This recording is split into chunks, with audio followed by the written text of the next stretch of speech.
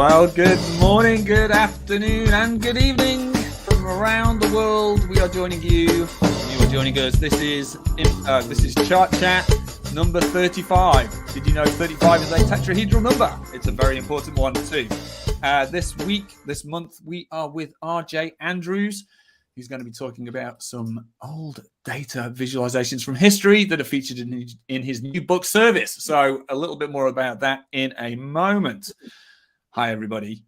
So this is what we're going to be talking about today. Let's do introductions. First of all, I'm Andy Cotgreave, data evangelist at Tableau, currently on sabbatical and not coming to you quite as professionally made out as I normally would, because I was in the mountains last week hiking in Wales, and I was going to make myself all smart and shaven, but then the water has been cut off at my house this week in the village. So here's beardy mountain Andy. Nice to see you all. Next in line, let's have Jeff introduce himself. Jeff Shaffer here from Cincinnati, Ohio, where I am a professor at the University of Cincinnati teaching data visualization. And I also work at a company called Unifun, where I am the VP of IT and Analytics. All right. Steve.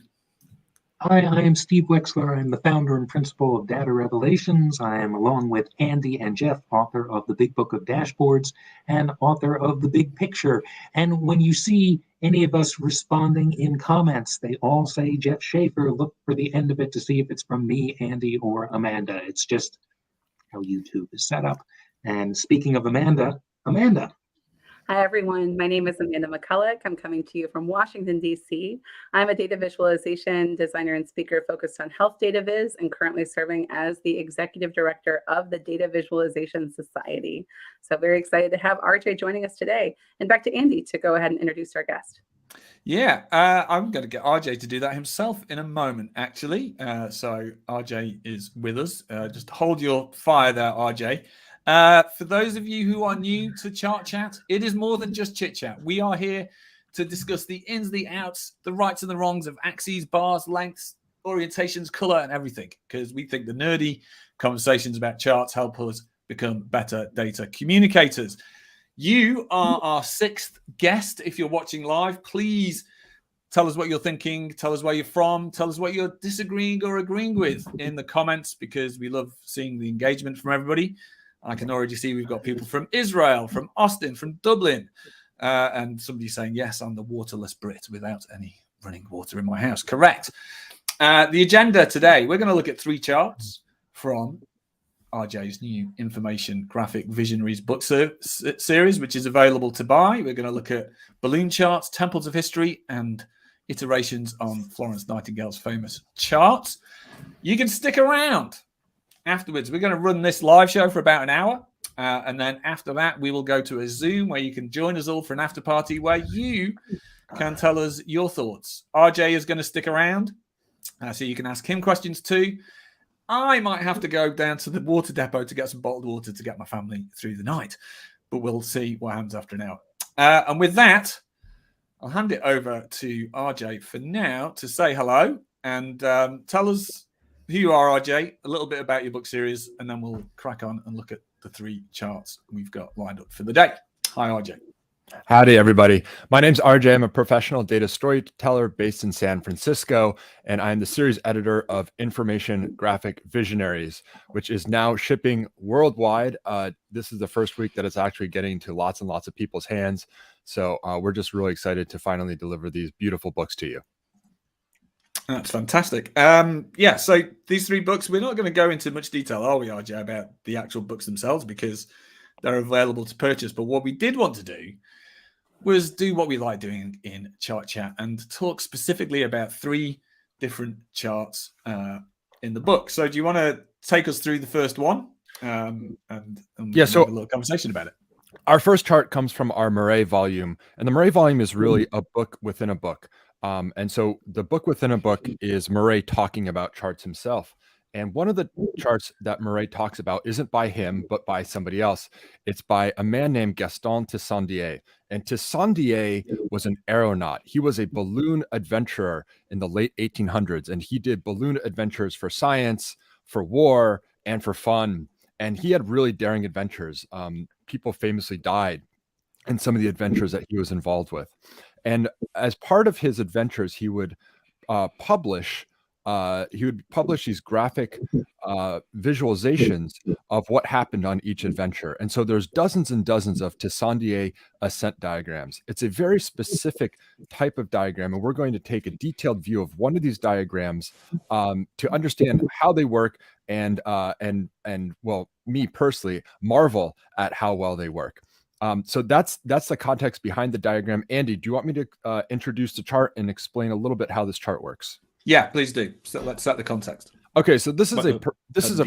this is a particular balloon voyage. This is actually an endurance voyage. So this is a 22-hour balloon voyage. 5 men went on this voyage, and what you have is sort of a double horizontal axis, which on the top you can see that you have time, and it's hours of the day. You can see midnight and midday or noon mark clearly at the top of the axis. And so that's the top of the axis. The bottom horizontal axis marks geography. And then below the baseline, you have actually an overhead view. So you have sort of a double view, almost like an architectural plan. And then of course, on the vertical axis, we have height, we have the altitude, because these are ascent diagrams. And what I really love about this chart is the use of pictorial imagery. So we have little cartoons, we have little icons representing celestial phenomena that was observed, and the baseline is not just a straight line, but the baseline actually nods to the actual geography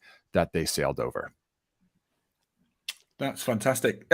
What year was this chart built, RJ? Do you know the actual year? That's a good question. So this chart was published in a book that was published for several decades. Kind of like kept in print through many printings. But his chart started coming out in the mid 1870s. Right. 1870s. Excellent. Okay, hosts. Have you got any thoughts on the good or the bad or the little features you're seeing in this visual? I'm just marveling at the fact that they did the majority of this journey at night in the dark. So I suppose you want light for landing more than light for flying at night at the very beginning. Yeah.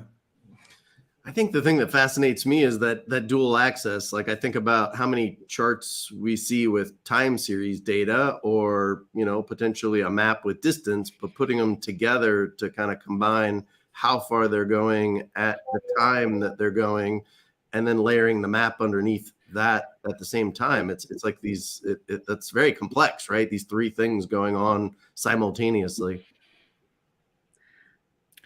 The other thing that struck me on those axes is the condensing of time at the end. Like, it feels like they're inconsistent intervals. So if you look towards the end where it starts to get really wavy, RJ, was there a reason that the kind of spacing changes that they talk about in terms of the making of this chart? I think that it's a design compromise between the top half and the bottom of half of the chart. So what you can see is that there's sort of an angle, right? It's not a straight path that they're flying on, because it's a balloon. And so I think that they're trying to make some sort of compromise so that they can show you a sense of time and a sense of geography. Showing time and space at the same time is one of the hardest things that we attempt to do. And so I think that this is sort of the compromise that they have in order to do that. It is the non-uniform axis of time. In fact, Mark Paul Lee suggested, is it to do with the speed? Were they basically going quite slowly through the night and then accelerating from 11 a.m. till 4 a.m. or 11 till 4 towards the right? Was that an acceleration? So they're actually going, would it be faster or slower?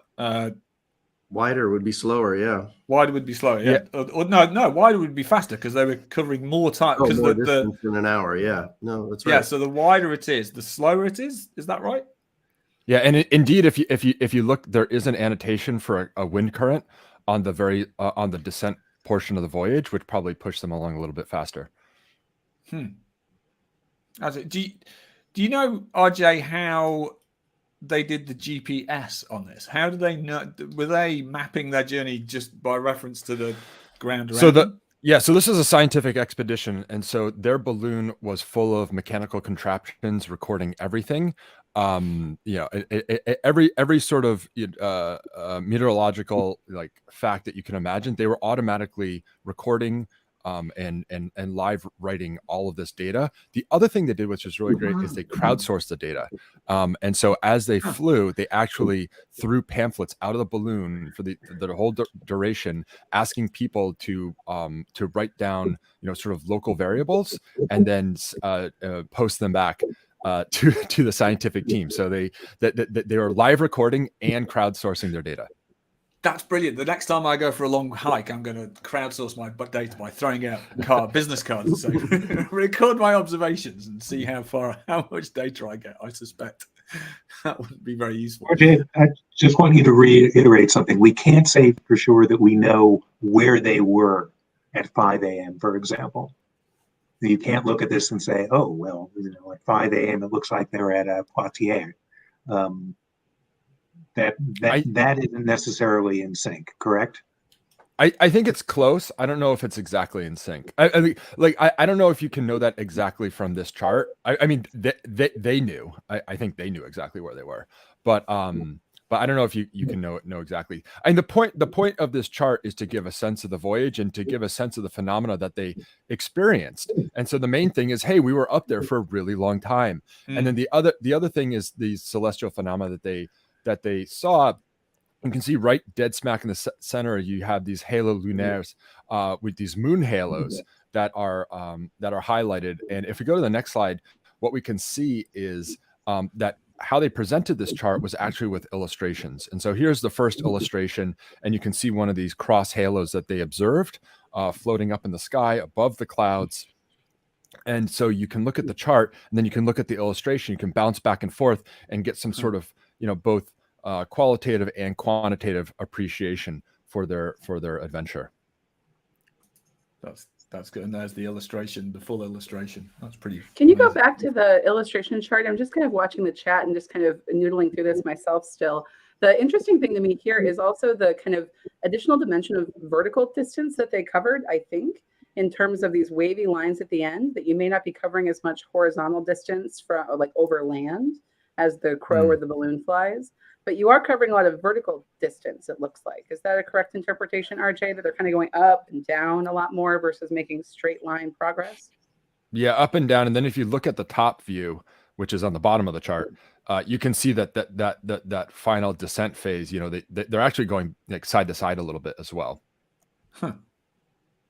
So I've got two comments I wanted to see if we can cover here. So Hightower asks, I don't think you could go backwards on a balloon chart unless the wind direction completely changes. But would a chart like this work in different circumstances? It would be quite a challenge, wouldn't it? So so not all of his charts include the top view. Some of the charts, but some of his charts do have sort of retrograde motion, and what they look like is sort of big loops. And so what you do with that is you lose the ability to necessarily have that chart on the left, on the left hand spread, on the right hand page of the left hand spread is a chart with retrograde motion, and so you can still get a sense of that retrograde motion. What you lose though when you chart that retrograde motion is the ability to like put the clock on it, right? And so what you're doing is you're putting the clock, I think, actually annotating the loop itself. Interesting. And Tim says it's so easy to forget the effort people used to have to put into manually create such an image. I think all of us once you dive into the historical data viz, the amount of work people put in is incredible. And I think RJ will see that a bit in Florence Nightingale and with our next chart as well, won't we? Yeah, I would also caution though that when we make charts, we make them largely by hand still. Keyboards and mouses, do not operate on their own. And I'd also caution you that these are not as handmade as they might seem. Certainly the pictures and everything else was the composition was done by hand, just like we might take a chart from a tool and put it in Illustrator in order to finish it. But they did have automated chart generating machines that they would be referencing. They had professional drafting tools. We've been using machines to make charts since at least the 1600s, several hundred years. So this is not like necessarily, craft work, with a bunch of elves in a wood shop or something. This is professional charting. Yeah, very interesting. All right, thank you. And then Gellen's impressed with how many different pieces of information it holds without getting overwhelming. And I think, what RJ, what advice would you give to anybody producing charts to find the balance that they've done here in the right amount of information? I think you have to study art composition first. And you have to understand that if you want say you want a black and white chart, no color at all, right? This is a black and white chart, everybody. There's not even grayscale. There are 2 colors in this chart, and it fits all that in. So how do you and it's not interactive. Your eye zooms in and out, but the chart doesn't move at all. How do you do that? Well, you get really good at composition, and you get really good at understanding, small fonts, big fonts, italic fonts, big marks, little marks, because what you have to do is create different levels of emphasis without changing color. So practice, and practice just in black and white. You don't even get grays. All you get is black and white. Good luck. Actually, I'd written a note. One thing I really liked in the map is that there's 3 types of solid white line. There's the route, there's the rivers, and there's the sort of ocean border lines, and they're just all solid white lines, but they each are. It's very obvious which one is which. So very powerful stuff. Okay, anybody else got any more comments on the first one, or should we move on? No, just Mark Paul Lee was asking about the blueprint look of it. As opposed to doing black ink on a white background, it's more etched out. And why that route? So it certainly makes a nice impression and catches your eye more so than I think more so than the inverse or the inversion. But I don't know if there's a particular technical reason why this was done. The actual book that this was published in, if we look at the book, Andy, I don't know if you can see my if you can show my screen. Make you big. Let's make you big. So okay. just by. I mean, this is how this chart was published, at least in the book. Some of these charts were also published in scientific papers. And look, an all black chart is just screams out and holds your eye a lot better than the opposite. The original dark mode chart, indeed. Fantastic. All right, let's move on. Let's move on to the next one. So there you go. Balloon charts. You see these a little bit today. If you can, people who do parascending create charts like this, and now you get 3D fly-throughs of the same kind of thing. I think it's pretty cool.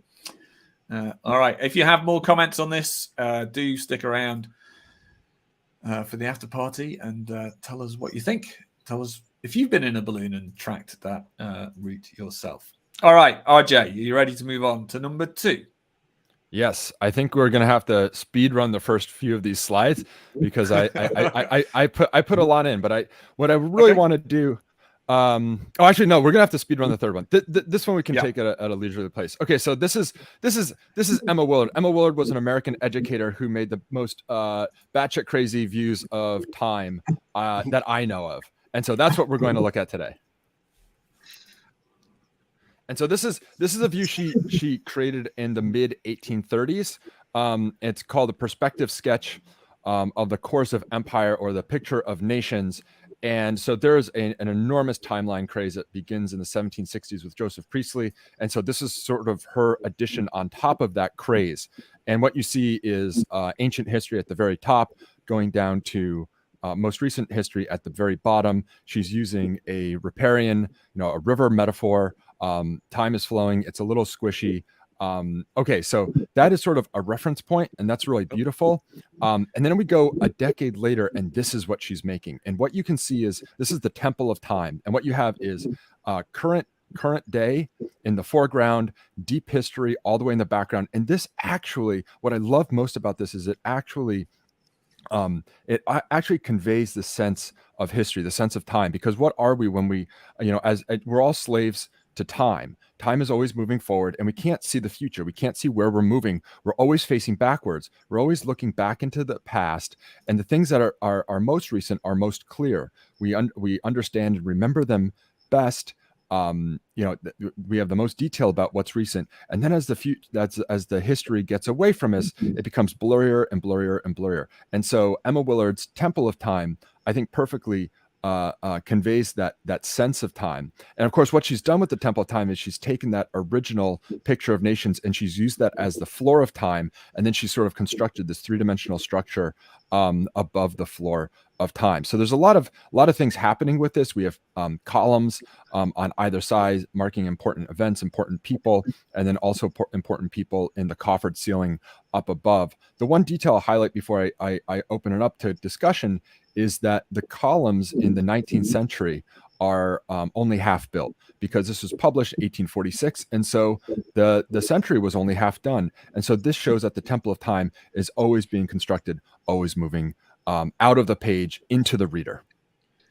I think, RJ, before we open up, can you just give a bit of context of why she built this? Because I think that helps understand perhaps the layout and what she was trying to intend with this visual. So this is a very large graphic physically. It's the size of a movie-sized poster, and where it was supposed to be used in classrooms to help teach children history. And so Emma Willard was not only an educator, but she was also a book creator, a textbook creator. And so she had two primary influences that drove her to make this type of chart. One was her own experience educating children, particularly educating young women.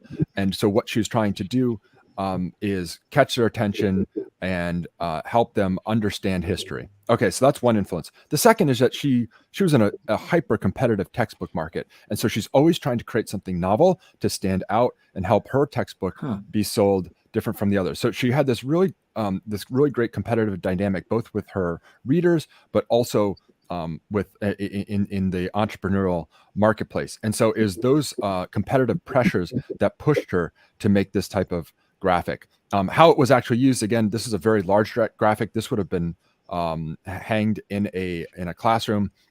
But then there are also sort of textbook versions of it, which are simplified black and white that a student might have in their textbook.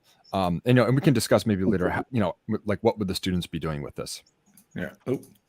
Oh, is that one of the textbooks? Yes. Yeah. So this is a textbook version of the Temple of Time. This one focuses on American history. And one of the things that's really nice about this is it's mostly blank. The reason it's mostly blank is because Willard wanted the student to copy this image and then fill in all the details themselves. And so this is almost like a blank sheet of notebook paper, with a very particular line settings for you to fill in all the details. All right, co-hosts. Let's go back to the original. How do we feel about this? What's our take on this? And there's some great comments we'll come on to as well.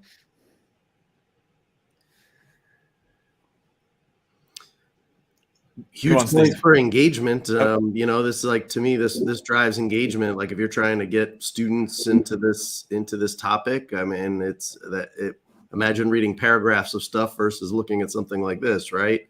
So I think it tops the chart in that sense. The columns jumped right out at me. The half-built columns with Napoleon on there, that kind of jumped out. But I guess the difficult side would be, reading the stuff in the back, right? Like the further back it goes, the harder it would be to kind of get information from this, I guess.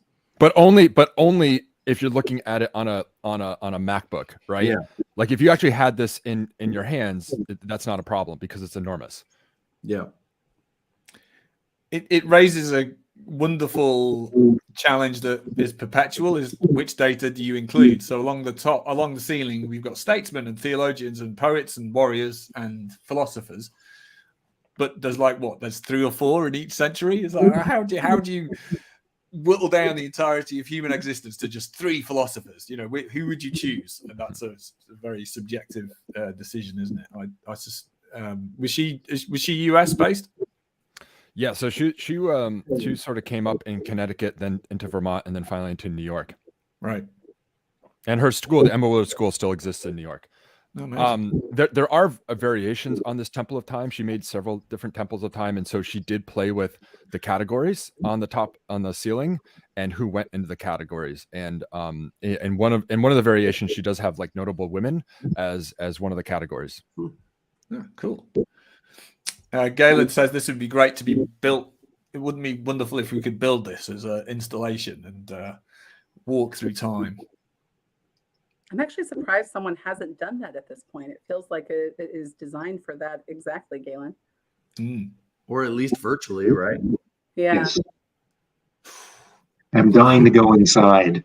It might be constructing this thing to scale might be a somewhat expensive undertaking, but a virtual version of this where you could walk in and explore. I've got my Oculus Quest too. Maybe somebody could build a 3D version, a virtual version of it. That'd be awesome. We did a I worked out with Stanford's Rumsey Map Center on some exhibits, and we've done pop-ups in the past. And so, for example, here's a pop-up. Andy, if you can show my show me big. So this is a pop-up of one of the comparative mountain views that we created. Whoa! And so we've considered doing it would probably, there's a particular type of paper engineering craft called a tunnel view, and so I think you could do the Temple of Time, perhaps as a tunnel view graphic. I think that would be really fun. We'll kickstart that one as well. By the way, the textbook market being wildly competitive, that's the same now, and so apparently so goes Texas in terms of what textbook get chosen. So goes the nation because of their buying power. Emma Willard sold over 1 million textbooks in her life. Wow. I mean, it was a real, I mean, she was successful. There's a really interesting kind of idea of how do you use that same concept and kind of do it differently around like a history of music. You could actually like stream things or click on things. If you think about kind of conceptually how we could take that same idea and use it for different topics. Yeah, I mean, and building a physicalization of this, I think would be a lot of fun, but in some sense it misses the point, is that the perspective is what matters, and that she's oriented you to a very fixed perspective. That because if you're able to walk around in it and you went all the way to the back, should there be more detail, or do you only get the little bits that you can see from today? These are the types of questions you'd have to immediately answer. Amazing. Right now, on the American, the small one, what was going on with the pillar for Washington? It was he's our guy. He's our guy. Look, right. So Emma Willard was a staunch nationalist, and she is doing a lot of her work at the time that the United States of America is falling apart. And so what you see even here, so this is put out in 1860. What do you see? You see on the backdrop of this temple is a unified vision of America, right? Like this is a whole like unified country. 1860 America does not feel anything like this.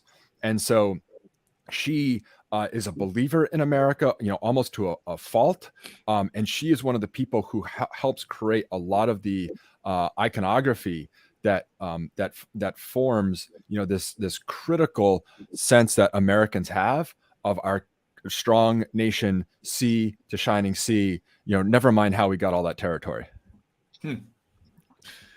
Fantastic. Okay, now she also did some. We'll touch quickly on these, I guess, RJ, and then move on to Florence.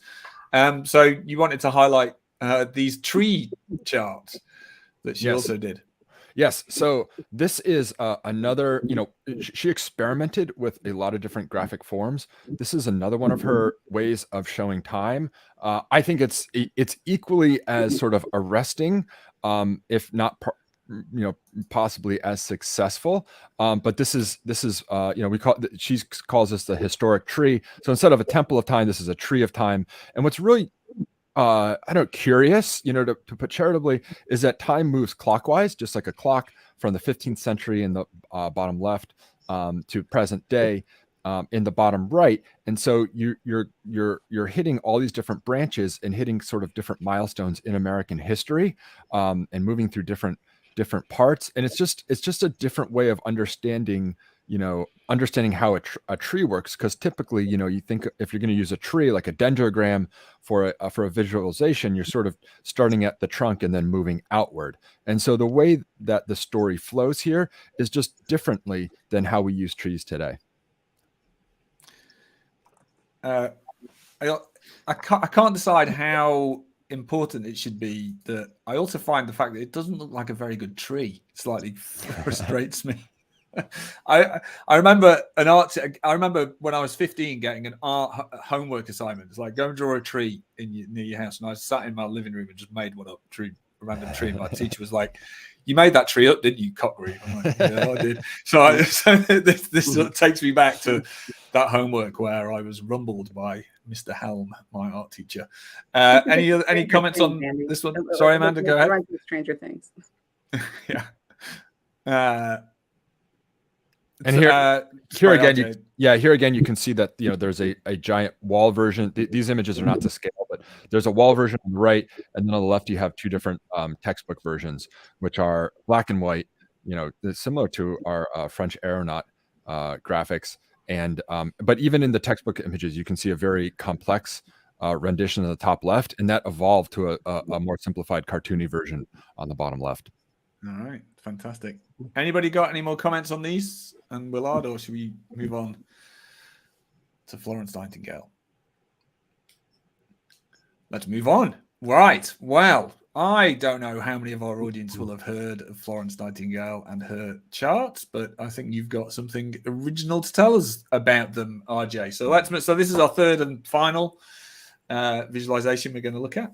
So if you've got thoughts, don't forget you can join us for the after party. But RJ, tell us about the mortality and health diagrams. Okay, so this is we're going to build a little bit of evolution to Florence Nightingale's most famous diagram, and we have to start not in England but in France. So I think here we are. So here's a fold out graphic provided with one of André Michel Gary's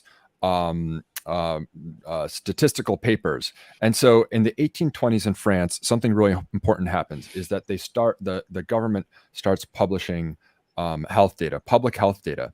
And so, we like charts, but you can't make charts without data. Data is, the first half and, usually the hardest half. Mm-hmm. And so they actually have this data. And so Gary creates all these sort of bar charts to show different phenomena over the course of a year. But then he also, and I think we can go to the next one, he's the first one to make this particular type of polar diagram. And, this polar diagram is sort of the inverse of a pie chart, whereas a pie chart, we're changing sector angle, but keeping the radius consistent. Here, we're keeping sector angle consistent and changing the radius. So it's sort of the opposite or inverse of a pie chart. And some people call these polar area diagrams, but if you think about a pie chart is also a polar area diagram, because they each vary polar area. They just do it in different ways. And so what we're looking at here is using a compass metaphor, and we're looking at a compass metaphor where I'm getting a little bit of echo, Andy. Yeah, not sure who that is. If any of our hosts' audio just changed. Keep going, RJ. Try again. So the top row of Gary's graphic uses a compass metaphor, and particularly a windrose compass metaphor, where you see in different seasons, from winter on the left all the way through autumn on the right, how strongly, where does the wind blow in Paris? And so there's this big focus early in the study of public health on looking at meteorological data, because hey, maybe temperature is correlated to everybody dying from cholera. Like we should try to understand this. And so they're looking at the wind direction and how strongly does the wind blow this way or that way. And how is this thing act? Like, this is sort of like a donut chart, right? There's a big hole in the center. Like what's the data and how does it correspond to these wedges? What do they actually represent? Is it the radius? Is it the actual area? Like, honestly, I'm not sure. But like what's important about this is that he's using this polar diagram in a very, very original, very unique way. We can go to the next slide. And this is using the same graphic form, but actually with a very, very different metaphor, because we're not doing a compass and the direction of the wind anymore. What we're doing is the hours of the day. So this is using a clock metaphor. And what's really beautiful is that donut hole in the center of the chart. He's actually shading it to show on the bottom that that's nighttime. That's when it gets dark. And so what we have here is when people are born, from data coming from hospitals, and when people die. And what's really hilarious is that nobody's born, in 1820s France and Belgium, because this data actually comes from Belgium, nobody actually is born or died at midnight or at noon. And so this is done for superstitious reasons, particularly the death. There's no deaths at noon because that's when people are executed. Okay, so we avoid we avoid recording anybody's death, in the noon hour. All right, so this is the reference point. This comes out in the 1820s, and what's really curious is that when this comes out in Paris in the 1820s, there's a man there, and that man is William Farr. He's a young physician studying how to be a doctor in Paris, and he's super interested in hygiene. If we could go back one slide before we that's all right. So William Farr, we can't say for certain if Farr saw these graphics while he was a student in Paris, but we do know that he was into hygiene, which is sort of the discipline under which these graphics were published. We knew that Farr was into hygiene. We don't know if Farr met Gary when he was in Paris in the late 1820s. It's fun to fantasize that he did, but William Farr definitely eventually met Gary and became a collaborator with Gary. And so we know that by, this is, 20 some years later, we can go to the next slide, that when William Farr is publishing these types of graphics, these types of polar diagrams. So here's one very colorful, but even more important is the next one, is a cholera diagram. So, a lot of us are familiar with John Snow cholera map. And so this is sort of the other person who's doing public health quantitative work on cholera, is William Farr. So this is, we've hopped the channel. We're now in London. And what William Farr is doing is publishing graphics like this in the early 1850s, looking at how many people are dying in plague years, how many people are dying during cholera years, and trying to make some sense and make some comparisons between different epidemics. Okay. And, the story is interesting, but what I want to focus on is that he's using a similar polar diagram metaphor that Gary is. And so we know that Gary and Farr by this point have a personal relationship. They've actually been in the same room together. A year before Farr makes this graphic, Gary is actually exhibiting his diagrams at the big London exhibition at the Crystal Palace. And so this is sort of like the next big reference point, right, in terms of the evolution of polar diagrams. All right, let's see what's on the next slide. Oh, lines. All right. So, what happens a couple of years later is war. Everybody goes to war. And, and so there's this allied force against the Russians fighting in Crimea, 170 years ago. And while at war, people were really interested in data and trying to figure out, why is everybody dying? And so they were making graphics like this. And so this is attributed to a physician officer in the British Army. And once again, you can see the title of this is Table of Meteorological Observations, blah, blah, blah. And what you have is meteorological observations and different types of deaths charted together. Again, this is before correlation and regression, as analytic tools are popularly in use. And so they have to make charts in order to look for similar patterns of comparison. So these are the types of charts that are being done at war. You look at the next chart, the next slide. This is what their data looked like. And so you had all kinds of data coming out of all kinds of different places in different formats, handwritten, often hand ruled, like a complete disaster of a mess. Nobody really knew what statistics to trust. Everybody's always trying to double check everything. There's no central body in the British government that's formatting this or collecting all of it in one place. And so Florence Nightingale is at war. She's not generating much data like this. She's certainly not creating data visualization like we just saw, but she is in touch with this data because she's critiquing that the quality of data is so bad that they're not going to actually learn anything. And so when she returns home from war, this is the type of data that she is accessing, and in some cases, like almost stealing in order to get the information, in order to put together a picture of what actually happened, like who died, how many people died, how did they die, etc. And so eventually, Florence Nightingale links up with William Farr, and they start working together. And their first job is actually to wrangle all of this data. But then their second job is, once they wrangle the data, they do some analysis. Here's another example of a handmade data table from the war. And there's hundreds of these that survive. It's insane that they survive. Okay, and so she meets up with Farr, and so Florence Nightingale is bringing all of this military data, and William Farr, he's bringing all the civilian data, because what they figured out how to do, and this is I think Nightingale's genius, is that she's going to put the military data in the context of civilian data to help drive home how insane it is how many people are dying in the military. And so she's bringing the military data, but she needs civilian data. And for that, she needs William Farr, because what he's done over the last couple of decades is built an enormous database underneath London. And this is a contemporary view of what it looks like. It went on for miles and miles and miles, and it was a register of all births, deaths, and marriages in the UK. Okay, so this is a view of, we just saw sort of the messy data Nightingale had to contend with, and then here is like the perfectly manicured data that William Farr had assembled. And these forms are printed forms that are filled out by professionals using the exact same ink, the exact same penmanship style. I mean, these are like, this is an enormous machine with dozens and dozens of people. And actually, while this was happening, William Farr was prototyping the first functional machine technology, and so he was using sort of a Babbage inspired engine, and was the first in the world to do this. So incredibly sophisticated sort of civilian data. All right, so you put all this together, and what do you get?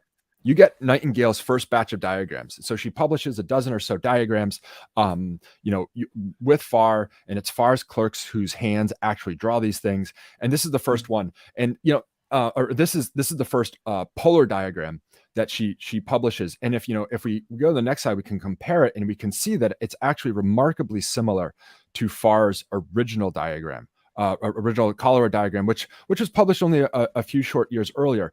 And we know that it was directly inspired by this specific graphic, not only because she's working with its creator, but because there's a draft on the, I think, next slide, there's a draft of this diagram where a hand annotation. So this is a hand-drawn draft of from that batch of diagrams, where they're actually noting Farr's cholera work. So we know that there's a direct linkage between these two, but unfortunately there's like a fatal flaw with this diagram, which is that the data is encoded in the radius.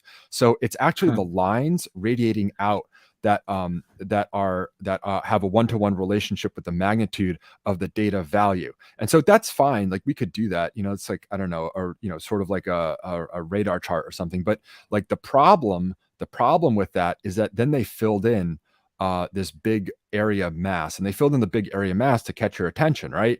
And to sort of make an impact. But the problem is that they're giving a lot more weight to extreme values, because you don't read the lines when you look at this. What you do is you read the area. The area is what takes precedence. And so there's this, this is really a mathematical design flaw, and they published these, and immediately they were criticized for it.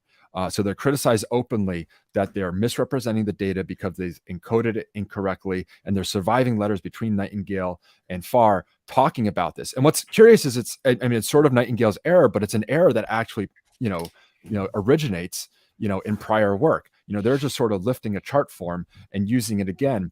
And, Farr's cholera work was not, the areas were not filled in where this one is. And so it sort of took something that was a little bit flawed and like pushed it to be even more flawed. And so what's nice is they have a second bite at the apple. And so what you're looking at, these charts were published in 2 different publications. Again, it's a batch of charts published in 2 different publications.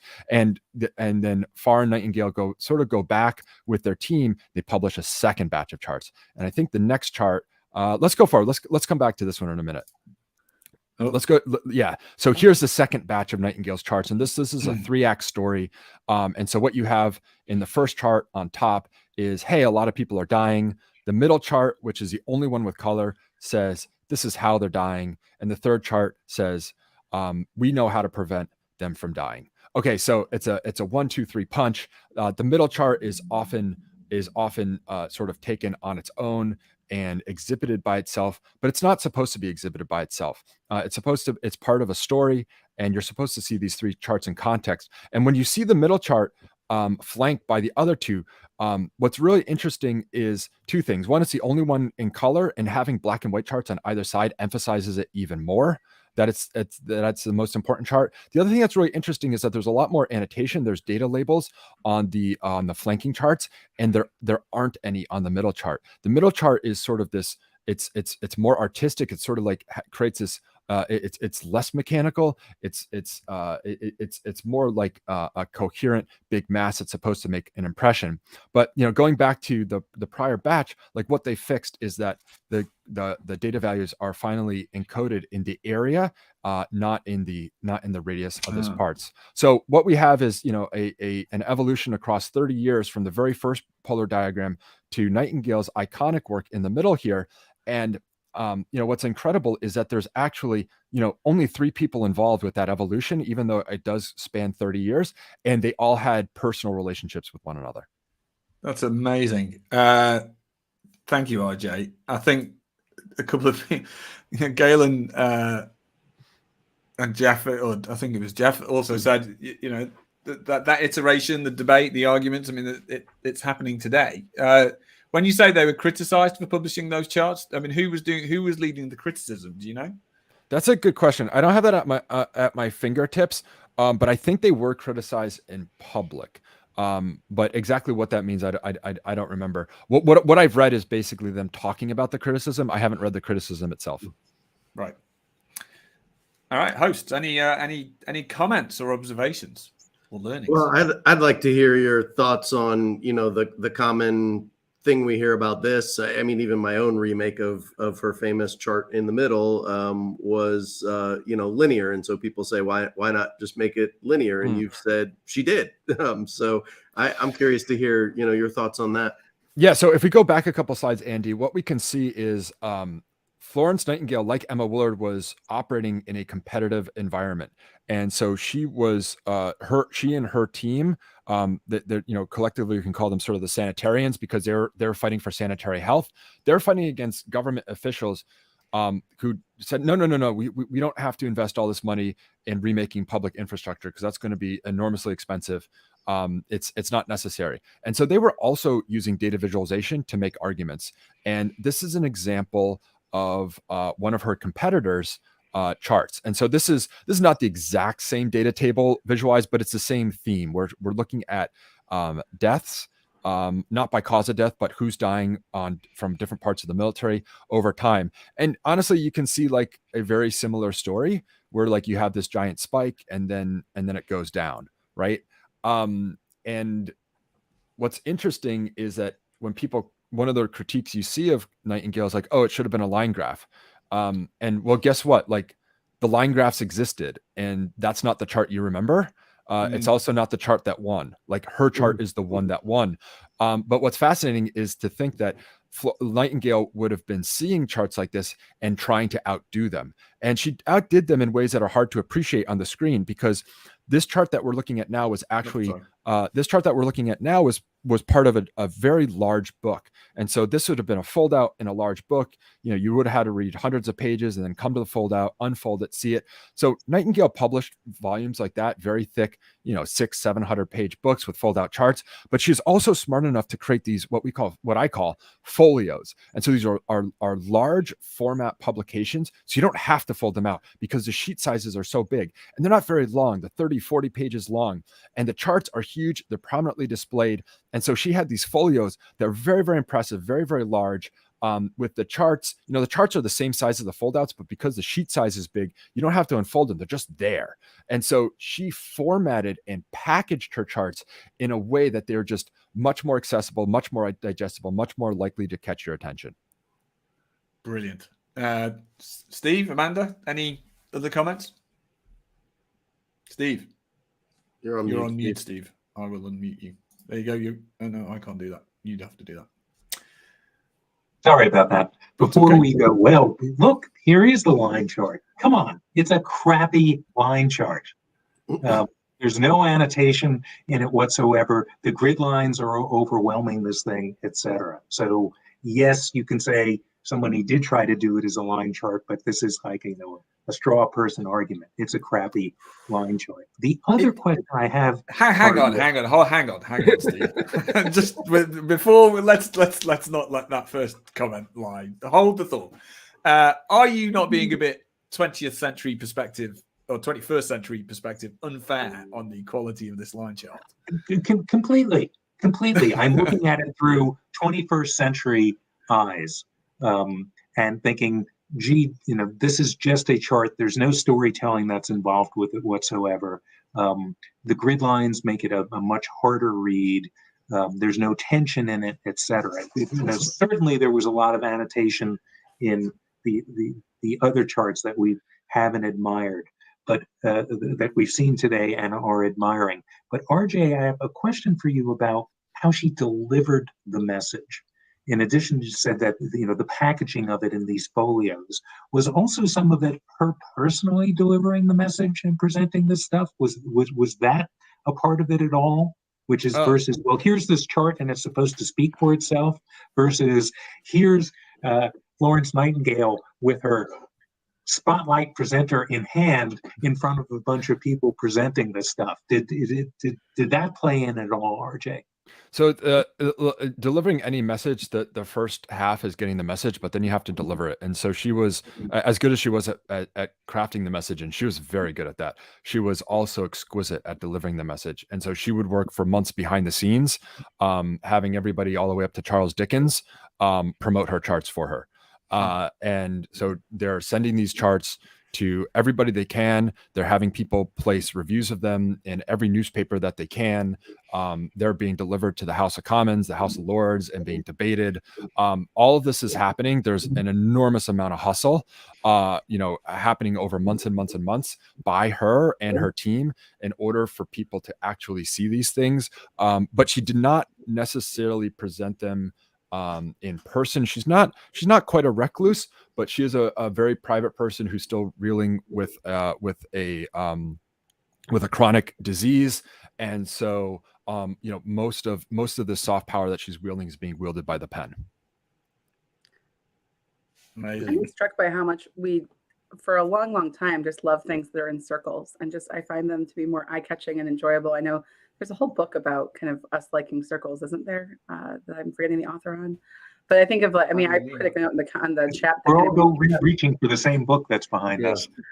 Well, and when I think about kind of the area piece of filling in area and what area means versus kind of distance from a center line or a center point with radius. I think of the Scientific American charts that got a lot of awards and attention that Nadia Bremer and Zane Armstrong did a while back around timing of births and when births happen.